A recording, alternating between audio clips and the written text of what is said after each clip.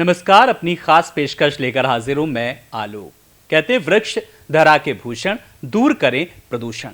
और इसी प्रदूषण को दूर करने के लिए हम हर साल विश्व पर्यावरण दिवस मनाते हैं। जब हम ग्रीनरी की बात करते हैं, ग्रीन की बात करते हैं, जब हम स्वच्छ पर्यावरण को लेकर के बात करते हैं, तो कुछ ऐसे ही उद्देश्यों को लेकर के विश्व पर्यावरण दिवस हर साल मनाया जाता है। लेकिन जब हम बात हरियाली की करते हैं, जब हम बात स्वच्छता की करते हैं, स्वच्छता अभियानों को लेकर के हम बात करते हैं, तो आज हम कितना जागरूक हैं और हम अपनी ओर से कितना योगदान दे रहे हैं। कुछ ऐसे ही सवालों के आज हम जवाब जानने के लिए हमारे इस खास प्रोग्राम में हमने स्टूडियो में प्रोफेसर अमिता कनौजिया जी को खास आमंत्रित किया है, जो कि वन्य जीव संस्थान की डायरेक्टर हैं।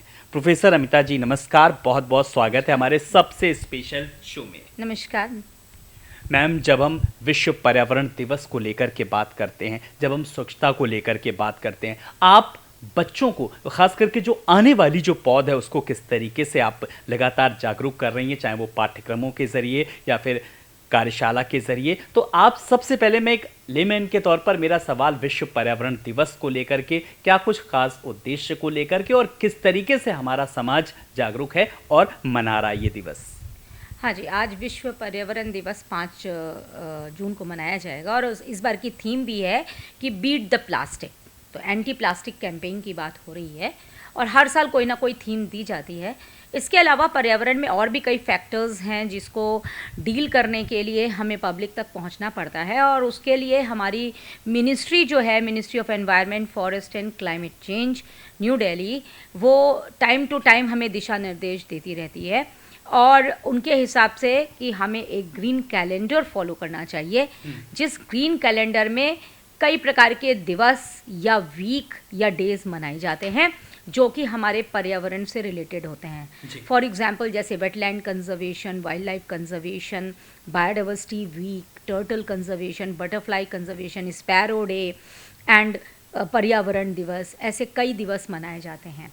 तो ये दिवस इसलिए एक डे दे दिया जाता है कि उस दिन हम बच्चों तक या कॉमन मास तक पहुँचें, उनके लेवल तक जा करके हम उनको जागरूक करें उस पर्टिकुलर एक टॉपिक पे और बताएं कि हमें क्या करना चाहिए, या हम उनको लूज़ कर रहे हैं या वो हमारे बीच से जा रहे हैं, अगर वो बायोडाइवर्सिटी या ये प्रदूषण हो रहा है या ये हो रहा है, तो उसके लिए हमें क्या प्रयास करने चाहिए, उसमें पब्लिक का क्या कंट्रीब्यूशन होना चाहिए। बिल्कुल, पब्लिक का उसमें क्या कंट्रीब्यूशन होना चाहिए, क्या योगदान होना चाहिए, इस पर भी हम बात करेंगे। लेकिन जिस तरीके से थीम को लेकर के बात करें, अगर 2025 को लेकर के, मैम, प्लास्टिक का उपयोग किस तरीके से हम कम कर सकते हैं, बंद कर सकते हैं। लेकिन एक लेमैन के तौर पर मेरा एक सवाल है कि जब हम बातें तो बहुत करते हैं, सेमिनार्स में बहुत अच्छा लगता है, डिबेटों में बहुत अच्छा लगता है कि प्लास्टिक बंद करने की, लेकिन आज भी आप प्लास्टिक को लेकर के अगर बात करें, किसी भी सेमिनार में या कहीं पर भी जाएँ, तो वो प्लास्टिक की बोतलों में पानी आता है। तो ये विरोधाभास जो है, ये कैसे दूर होगा मैम? ये बिल्कुल दूर होगा। देखिए, दो बातें हैं जब हम बात करते हैं पर्यावरण या इससे रिलेटेड काम करने की। तो आपको मालूम है ग्रीन वर्ड, तो ग्रीन वर्ड है, तो देयर आर 2 थिंग्स, एक है ग्रीन इनिशिएटिव, एक है ग्रीन प्रैक्टिस। ग्रीन इनिशिएटिव क्या है कि हम कोई बहुत बड़ा इनिशिएटिव लें कि जैसे हम सोलर पैनल्स लगवाएंगे या हम काफ़ी लार्ज स्केल पे प्लांटेशन करेंगे। वो एक ऐसा प्रोजेक्ट होता है जिसमें बहुत ज़्यादा समय चाहिए, बहुत ज़्यादा मैन पावर चाहिए और साथ में हमें पैसा भी चाहिए। लेकिन एक वर्ड होता है ग्रीन प्रैक्टिस। ग्रीन प्रैक्टिस एक ऐसी चीज़ है जिसमें हमें कोई पैसे की ज़रूरत नहीं है, हमें बहुत ज़्यादा उसमें समय भी नहीं लगने वाला है और ना ही हमें कोई बहुत ज़्यादा लोगों की ज़रूरत है, ना पैसे की, हम खुद उसको अपना सकते हैं। तो प्रैक्टिस मीन्स आप अपनी रोज़मर्रा की ज़िंदगी में ऐसी चीज़ों को अपने लाइफस्टाइल में लाइए जो आप थोड़ा थोड़ा उसको इनकलकेट कर लेंगे और करते रहेंगे, और वो स्टेप आपका ग्रीन प्रैक्टिस कहलाएगा, क्योंकि वो स्टेप ऐसा होगा जो पर्यावरण के संरक्षण के से रिलेटेड होगा। तो प्लास्टिक की बात आप अभी आपने कही, आपने बहुत अच्छी बात कही कि जब हम बड़े बड़े प्रोग्राम्स में होते हैं, बिस्लरी की बॉटल होती है और हम उसे प्रयोग करते हैं, तो हमें डेफिनेटली ये एक है कि हमें चाहिए कि हम ग्लास बॉटल्स या एल्युमिनियम बॉटल्स या स्टील मेटल बॉटल यूज़ करें जैसे कि हम पहले करते थे। तो एक बहुत ग्रीन प्रैक्टिस में हम ये कहेंगे, प्रैक्टिस का मतलब ऐसे 4 कोई बिंदु पकड़ लीजिए और अपनी ज़िंदगी में उसको लाइए, अपनी लाइफस्टाइल में लाइए, और इवन अपने बच्चों, तो उसको आप खुद करते हुए देखिए, आपके घर के जो बच्चे हैं वो भी उसको अनुसरण करेंगे और समझेंगे, और वो काफ़ी लॉन्ग टर्म एग्जिस्ट कर जाएगा। फॉर एग्ज़ाम्पल, हम बच्चों को टिफ़िन्स देते हैं स्कूलों में, तो पहले क्या होता था, आज से आप याद करिए 20-25 साल, जब हमारे प्लास्टिक टिफ़िन नहीं आए थे तो हम एल्युमिनियम टिफ़िन ले जाते थे, स्टेनलेस स्टील का टिफ़िन ले जाते थे, और साथ में बॉटल भी हमारी मेटल की होती थी। लेकिन आज हम बच्चों को क्या दे रहे हैं, डेकोरेटिव प्लास्टिक टिफ़िन्स, जिनमें बताया है कि उनमें गंदगी भी जम जाती, अनहाइजेनिक होते हैं और कलरफुल होते हैं, प्लास्टिक होता है तो वो प्रदूषण फैलाते हैं। एक तो ये, दूसरा हमारा है anti single use of plastic. हम कहीं भी जाते हैं, पहले हम लोग क्या करते थे, घरों में पुराने कपड़ों से या जीन्स से हम लोग झोला बनाते थे, और उस झोले को लेकर जाते थे, हमें दूध लाना है, सब्जी लानी है, फल लाना है, तो हम झोला लेके जाते थे। लेकिन आज हम क्या करते हैं, हम खाली हाथ जाते हैं और उससे कह देते हैं भैया दूध दे दो, और वो हमको पॉलीथिन में दे देता है। तो ये हैबिट को भी, इसको कहेंगे ग्रीन प्रैक्टिस, कि अगर हम अब फिर से झोला लेके चलना सीख लें कपड़े का, तो ये एक कहलाएगी ग्रीन प्रैक्टिस। बिल्कुल, ग्रीन प्रैक्टिस को लेकर के मैम ने बताया, जिन्हें हमें अपनी दैनिक दिनचर्या की जब हम बात करते हैं तो इन आदतों को कहीं ना कहीं हमें अपनी दिनचर्या में शुमार करना होगा।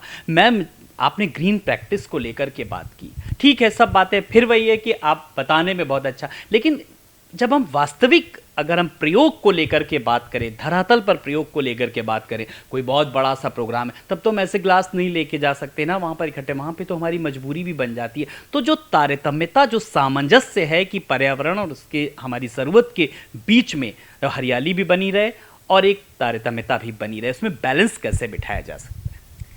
देखिए, बिल्कुल बैलेंस बैठाया जाता है। ऐसा नहीं है कि हमारा उसके बिना काम नहीं चलता था, पहले भी चलता था, हमें ऑल्टरनेटिव्स निकालने पड़ेंगे। अब आप फॉर एग्जांपल कहिए, हम बड़ी बड़ी पार्टीज़ करते हैं, हमारे घर में बर्थडे पार्टी होती है और शादी ब्याह भी होता है, लेकिन आज हम क्या करते हैं, थर्मोकोल के ग्लासेस, क्या हम, ऐसा नहीं है, हमारा हिंदुस्तान कुछ इंडिजिनस ट्रीज़ के लिए जाना जाता है, जैसे ब्यूटिया मोनोस्पर्मा ढाक, जिसे पलाश कहते हैं, उसके पत्तों से बनता है पत्तल, और वो बहुत ही इको फ्रेंडली है, और बहुत ही इसलिए हमारे उसमें था कि उसमें आप धोइए, भोजन करिए और फिर उसको फेंक दीजिए और गाय खा जाएगी उसको। तो कितना सफाई का था, प्रदूषण भी नहीं था उसमें।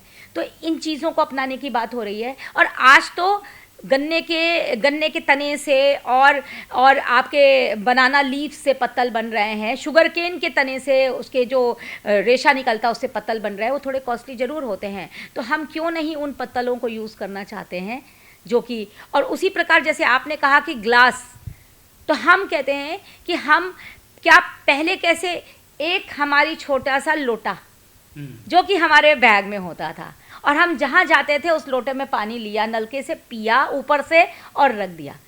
क्या वो सही नहीं था? बहुत ही अच्छा एक ट्रेडिशन था।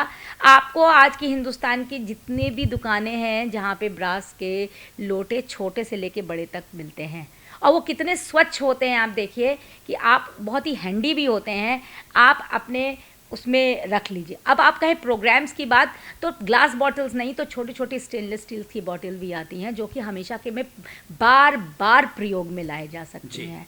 आप कह रहे हैं ना ग्रीन इकोनॉमी की बात कर रहे हैं, है ना, तो जब हम ग्रीन इकोनॉमी की बात कर रहे हैं और आप सर्कुलर इकोनॉमी की बात कर रहे हैं, तो वो यही तो किया जा रहा है कि जो चीज़ हम रॉ मटेरियल उठाकर प्रोडक्ट बना रहे हैं, तो उसको हम आगे रिसाइकल भी करते रहें, वो ड्यूरेबल हो, काफ़ी दिन तक चले, और जब वो ख़त्म हो जाए तो उससे वेस्ट भी हम रिसाइकल कर लें।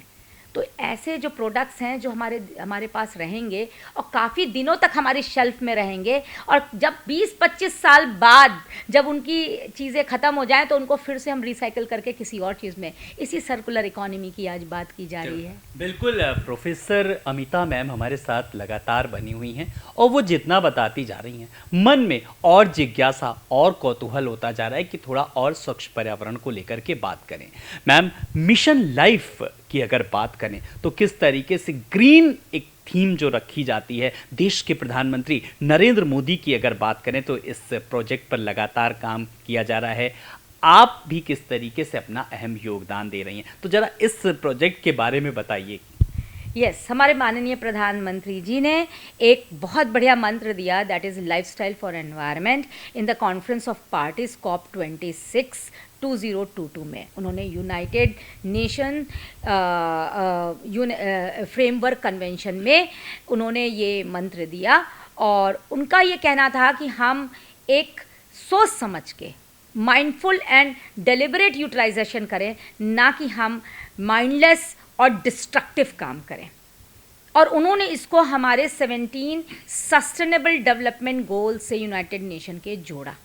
उनका काम था, उन्होंने ये कहा कि ना ही हम ये सिर्फ करें, बल्कि हमें इसको मेक इन इंडिया और आत्मनिर्भर भारत से भी जोड़ना है, क्योंकि वो उनका ये कहना है कि हम ऐसे सारे स्टेक होल्डर्स और जनरल पब्लिक के पास जाएं और उनसे कई चीज़ों इशू को ले करके हम बात करें, और ऐसे कुछ पॉइंट्स को हम उनके सामने रखें जिसे कि वो अपनाएं ग्रीन प्रैक्टिस में।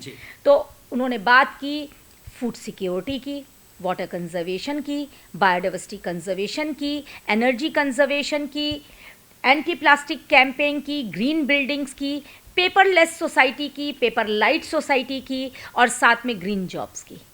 तो इन जब 6-7 बिंदुओं पे उन्होंने बात की, उन्होंने ऐसे ऐसे पॉइंट्स को रखा जिसको कि हम, ऐसा नहीं है कि भारत में होता नहीं था, होता था, अब फिर से रिवाइव करने की बात है। फॉर एग्जाम्पल फूड कंजर्वेशन की बात है, तो हम ये कहते हैं हमारा भारत कृषि प्रधान देश है, सबसे ज़्यादा हमारे यहाँ अन्न उत्पादन होता है, लेकिन कुछ स्टोरेज कैपेसिटी की वजह से हमारा अन्न कितना तो सड़ जाता है, और कितना हम तक पहुँचने में एनर्जी का प्रयोग होता है, ट्रक्स में डीजल खर्च होता है, टाइम बर्बाद होता है, और खाना हम तक पहुँचने में थोड़ा बासी भी हो जाता है, वेजिटेबल्स। तो क्यों ना हम, हमारा ये है कि हम क्यों ना डायरेक्ट फार्मर से कनेक्ट होकर उनसे अपने छोटे छोटे जो मार्केट्स हैं हमारे शहरों में, हमारे अपनी कॉलोनी एक टीम बना करके, एक कमेटी बना करके डायरेक्ट फार्मर से जुड़ करके उनसे हम सब्जियां लाएं। जी। क्यों ना हम प्लॉट टू प्लेट की बात करें। प्लॉट टू प्लेट मतलब हम छोटी छोटी चीज़ों के लिए मार्केट भागते हैं, क्या हम अपने घर में छत पे किचन गार्डन नहीं बना सकते? बड़े बड़े छोटे छोटे गमलों में हम क्या छोटी सी मिर्ची या धनिया या पुदीना या बैगन और टमाटर नहीं लगा सकते?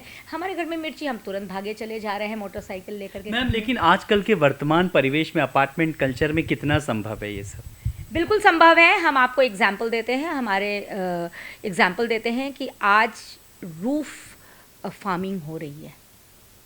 आप 5 गमलों में भी छोटी छोटी सब्जी उगा सकते हैं, जिसके लिए आपको बाहर जाने की ज़रूरत नहीं है। आप 3 पेड़ एक बड़े गमले में बैगन के लगाइए, 3 पेड़ टमाटर के लगाइए, थोड़ी सी धनिया मिर्ची और बाकी चीज़ें लगाइए, नींबू। इन छोटी छोटी चीज़ों के लिए आपको मार्केट में जाने की ज़रूरत नहीं होगी। आप देखिए कैसे फार्मिंग हो रही है गमलों में। जी, तो लगातार अमिता जी किस तरीके से छोटे छोटे उपाय भी बता रही हैं, वो भी सीमित संसाधनों में, जिसे हम कर भी सकते हैं और इसका लाभ भी ले सकते हैं। प्रोफेसर अमिता जी, जब ग्रीन कैलेंडर यानी कि आपने साफ तौर पर बात की, तो आम लोगों के लिए क्या कुछ संदेश है? जब मैंने ग्रीन कैलेंडर की बात की तो हमने कहा कि हम सिर्फ डेज तक सीमित ना रहें। डे तो ये होता है कि हम उस दिन अपने समय को उस दिन डेडिकेट करते हैं एक पर्टिकुलर टॉपिक पे, जिससे कि हम आप तक बात को पहुंचा सकें। क्या इसका ये मतलब है कि विश्व पर्यावरण दिवस अगर हम 5 जून को मनाएंगे तो बाकी दिन हम चुप रहेंगे? हमने जो आप तक 5 जून को मिल करके मनाया, उसे हमें पूरे साल, पूरी ज़िंदगी प्रैक्टिस करना है। ये संदेश है, ना कि हम उसे एक दिन मना करके भूल जाएं। पता चला जून को हमने बहुत सारा कहा कि हम प्लांटेशन भी करेंगे, हम पॉलीथीन भी यूज़ नहीं करेंगे, और उसके बाकी के दिनों में हमने पौधों पे ध्यान भी नहीं दिया और उसको पानी भी नहीं दिया और वो पौधा सूख गया जी। या हमने भूल गए कि हमें पॉलीथीन नहीं लाना है। जो सीखा है डे के माध्यम से, उसे पूरी ज़िंदगी में अपने लाना है। जब तक कि हम उन पे ध्यान नहीं देंगे, जोर नहीं देंगे और हम अपनी ज़िंदगी में उसको उतारेंगे नहीं, तब तक हम पर्यावरण को नहीं बचा सकते। हमें छोटे छोटे बिंदुओं पे ध्यान देना है, जैसा हमने आपसे कहा जी। तो अब जब जिस तरीके से छोटे छोटे बिंदुओं को लेकर के अमिता जी आपने बात की, बड़ी बात यह है कि जब लगातार इतने सारे सरकारी कार्यक्रम भी कराए जा रहे हैं, जो वृक्षारोपण किया जा रहा है, तमाम सारी एनजीओज़ हैं, सामाजिक संस्थाएं हैं, वो भी किस तरीके से, लेकिन वृक्षारोपण को लेकर के अक्सर ऐसा होता है कि वो क्लाइमेट नहीं था, पौधे तो लगाए गए, पता चला वो उसमें उस मौसम के अनुरूप नहीं थे, मुरझा गए बाद में। तो अब नहीं लगता एक मिशन ये भी चलाना चाहिए कि पेड़ लगाने से ज़्यादा पेड़ बचाने पर फोकस होना चाहिए? बिल्कुल होना चाहिए। सबसे पहले तो मैं यह कहूँगी कि पौधे वही लगाएं जो हमारे हिंदुस्तानी वातावरण के हों। आप इस पे जोर दे रही है कि हमारे हिंदुस्तान में बहुत से ऐसे पौधे हैं जो हमारे ट्रेडिशनल ट्रीज़ हैं, जो ख़त्म हो रहे हैं हमारे बीच में।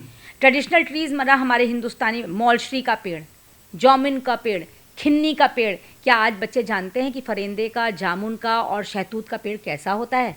चंदन का पेड़ कैसा होता है? रुद्राक्ष का पेड़ कैसा होता है? तो ये पेड़ हमारे बीच से, तो हम अपने देश के इंडिजिनस ट्रीज़ पे जोर दें, और जहाँ भी हम सड़कों पे, जहाँ पे रास्तों पे पेड़ लगा रहे हैं, हम अंग्रेजी पेड़ ना लगा करके अपने देश के पेड़ लगाएं जो हमारे क्लाइमेट को सूट करते हैं। तो वो, और जो इस मिट्टी में उगते हों, हमारी जो मिट्टी है हिंदुस्तान की उसमें उगते हों, तो हम वो, आप देखेंगे कि वो पौधे अगर उनको कम से कम पानी दिया जाए तो भी वो स्थिर रहते हैं और उग जाते हैं। एक तो ये, दूसरा हमें उनका ध्यान भी रखना चाहिए। तो पौधों को लगाने से पहले देख लें कि हम कौन से पेड़ लगाएंगे और उसको कितनी ज़रूरत है। कम से कम ऐसे पौधे, बहुत से ऐसे पौधे हैं जिनको बहुत ज़्यादा सुरक्षा की ज़रूरत नहीं होती और वो अपने आप उग जाते हैं, तो हम उनको लगाएं। जी मैम, जब हम स्वच्छ पर्यावरण को लेकर के बात करते हैं, सरकारें अपना काम कर रही हैं, संस्थानें अपना काम कर रही हैं, जब अगर विभाग आपका कितना सक्रिय है और आप लोगों की कितनी अहम इसमें भागीदारी है? लखनऊ विश्वविद्यालय एक 100 साल पुराना संस्थान है और यहाँ पर डिपार्टमेंट ऑफ ज़ूलॉजी, जैसे प्राणी विज्ञान, वनस्पति विज्ञान, वहाँ पे पर्यावरण भी चलता है, और साथ में institute of wild life sciences भी है। इसके अलावा हमारे सारे विभाग बहुत सक्रिय हैं। हमारा एनएसएस भी है और हमारी एनसीसी विंग भी है।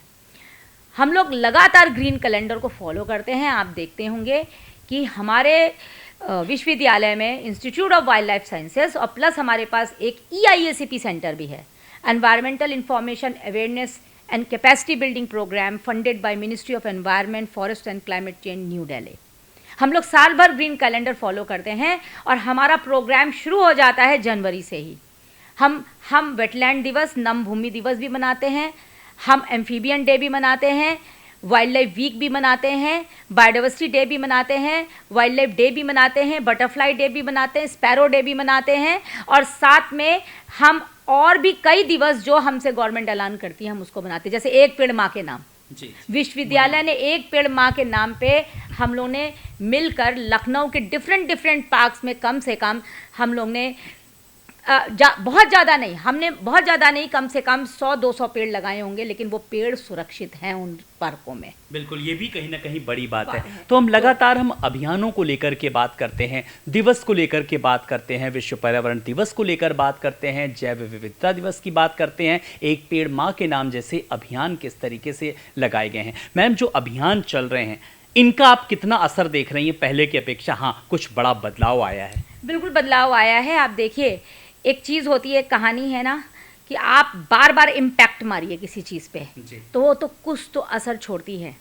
तो वैसे ही जब हम ये प्रोग्राम करते हैं और बार बार प्रोग्राम करते हैं, लोग इसको सुनते हैं, देखते हैं, तो उनके दिल और दिमाग पे कुछ तो असर पड़ता है और उसका चेंज आया है। आज हम देखते हैं कि बहुत से लोग मुझे फ़ोन करते हैं कि मैडम आपने वो स्पैरो हाउस बनाया था स्पैरो को बुलाने के लिए, क्या वो स्पैरो हाउस हमें मिल सकता है? क्या उसका डिज़ाइन मिल सकता है जिससे कि हम उसको और बना लें? बहुत से लोग मुझे कांटेक्ट करते हैं। कभी वो किसी घायल पक्षी को देखते हैं, बहुत से लोग मेरे पास फ़ोन करते हैं कि इसको मैं क्या करूं, कैसे बचा लूं, या मैं इसको कहाँ दूं। कहीं उनको कोई और ऐसा जानवर इंडेंजर दिख जाता है जैसे अजगर, तो वो मुझे इन्फॉर्म करते हैं कि मैं इसको कैसे सुरक्षित रखूं, कोई इसको मारे ना, और कहाँ मैं इसको पहुंचा दूं। उसी प्रकार बहुत से लोग और कार्यक्रम से रिलेटेड भी मुझसे जुड़ना चाहते हैं और वो बोलते हैं कि हम इस कैंपेन से कैसे जुड़ेंगे। जैसे anti single use of plastic campaign से बहुत से लोग मुझसे जुड़ना चाहते थे। आपको मालूम है कि आज 3 जून है, आज है विश्व बाइसिकल डे। आज हम लोगों ने सुबह विश्व bicycle day Janeshwar Mishra park पे बनाया और वहाँ बहुत से लोग जो साइकिल लेके आते थे, उन्होंने पूछा कि आज ये क्यों बन रहा है, तो हमने उनको बताया टू सेव एनर्जी, हम आपको बताते हैं कि अगर आप साइकिल चलाते हैं ये बहुत अच्छी बात है, और अगर आप नहीं भी हैं तो आप साइकिल चलाइए, आपकी हेल्थ अच्छी होगी, साथ में आप बहुत डीजल और पेट्रोल बचाएंगे। छोटी छोटी चीज़ों के लिए आप साइकिल चलाएं और अपने बच्चों को भी कहें कि वो स्कूल और आसपास के एरिया में साइकिल से ही भ्रमण करें। बिल्कुल, तो कहीं ना कहीं हर दिवस कोई ना कोई अपना अलग ही संदेशा देता है, लेकिन आज जब हम बड़े पैमाने पर विश्व पर्यावरण दिवस को लेकर के बात करते हैं 5 जून को, मैम, जो आप लगातार छात्र छात्राओं को किस तरीके से लोग आपसे तमाम सारे सवाल पूछते हैं, आने वाली पौध को पर्यावरण को लेकर के जब हम हाईटेक की बात करते हैं, एआई की बात करते हैं, आर्टिफिशियल इंटेलिजेंस की बात करते हैं, किस तरीके से, तो आने वाली पौध में कैसा आप रुझान देखती हैं पर्यावरण को लेकर के? बहुत चेंज आया है। आज के बच्चे सिर्फ एआई, आर्टिफिशियल इंटेलिजेंस और कंप्यूटर की तरफ ही नहीं भाग रहे हैं। हमने देखा है कि बहुत से बच्चे इस तरफ उतर रहे हैं, क्योंकि हम बच्चे हमारे इंस्टीट्यूट पे आते हैं और वो कहते हैं कि हम एनजीओ खोलना चाहते हैं, या हम वन्य जीव में काम करना चाहते हैं, या हम ऐसा कोई काम करना चाहते हैं जिसमें हमें पौधों की नॉलेज हो। जैसे कि वो बटरफ्लाई पार्क बनाना चाहते हैं, कुछ लोग अपने यहाँ स्पैरो को बुलाना चाहते हैं, कुछ लोग फ्लावर का अपना एक अलग नर्सरी बनाना चाहते हैं। तो हमने देखा है कि बच्चों का उस तरफ प्रति रुझान हुआ है, और वो बच्चे सिर्फ टेक्नोलॉजी के पीछे नहीं भाग रहे हैं। आज वो महसूस कर रहे हैं कि उनके पास पेड़ कम है या पोल्यूशन हो रहा है, तो उनको भी ये महसूस हो रहा है कि आगे जा कर के जो हमारा प्लैनेट हमारे लिए सूटेबल होगा कि नहीं होगा। ग्लोबल वार्मिंग की बात कर रहे हैं, क्लाइमेट चेंज की बात कर रहे हैं, तो बच्चों का रुझान है, और वो सिर्फ टेक्नोलॉजी के पीछे नहीं भाग रहे हैं, उनका रुझान है और वो कुछ करना चाहते हैं। यानी तो कि साफ तौर पर कहा जा सकता है कि आने वाली पीढ़ी के लिए एक अच्छा संदेश। चलते चलते आज के इस दिवस पर हमारे चैनल के माध्यम से मैम एक क्या संदेश है, क्या कहना चाहेंगी? मैं आपसे यही कहना चाहूँगी कि विश्व पर्यावरण दिवस पे एक संकल्प लें कि हम कुछ चीज़ें अपनी लाइफस्टाइल में लाएंगे। जैसे हम झोला लेके चलेंगे, प्लेट टू प्लॉट कॉन्सेप्ट में हम अपने घर में एक वेजिटेबल वाटिका लगाएंगे, हम जो भी रॉ मटेरियल लेंगे उसको पूरा यूटिलाइज करेंगे, साइकिल का प्रयोग करेंगे, और ग्रीन प्रैक्टिस के तहत हम हर जगह अपने घर में एक लेबल लगाएंगे, switch off the fan, switch off the computer, ये green label, before going, close the tap, don't waste food. ये लेबल लगाने से हमेशा हमको बार बार याद आता रहेगा कि हमें ये काम नहीं करना है, और साथ में हम कम से कम पेपर का प्रयोग करेंगे, तो हम पेपर लाइट सोसाइटी बनेंगे, और हम कोशिश करेंगे कि हम ऐसी जॉब लें जो पर्यावरण के प्रति पॉजिटिव हो, ग्रीन जॉब्स, जैसे कि एक कोई ऐसा इंजीनियर जो सोलर पैनल बनाता हो या इनोवेशन करता हो ऐसी टेक्नोलॉजी के प्रति जो पर्यावरण फ्रेंडली हो, या जैसे मृदा soil testing kit, water analysis kit, ऐसी जॉब्स की तरफ हमारा ज़्यादा इंक्लिनेशन होगा, ग्रीन जॉब्स को प्रमोट करेंगे। तो इस वजह से इसके थ्रू हम अपने प्लैनेट को एक हेल्दियर प्लैनेट बना सकते हैं। चलिए, हमसे बात करने के लिए, स्टूडियो में आने के लिए बहुत बहुत शुक्रिया आपका, प्रोफेसर अमिता कनौजिया, जिन्होंने साफ तौर पर कहा कि आज पर्यावरण दिवस के दिन हम सबको कहीं ना कहीं एक ऐसा संकल्प लेना चाहिए। निश्चय ही अगर हम ये जो मैम के बताए हुए छोटे छोटे संकल्पों को लेते हैं तो निश्चय ही आने वाले समय में हम एक बड़ा बदलाव देख सकते हैं। इस खास पेशकश में इतना ही। बने रहिए TV27 न्यूज़ के साथ। लेटेस्ट अपडेट खबरों का सिलसिला लगातार जारी है। नमस्कार।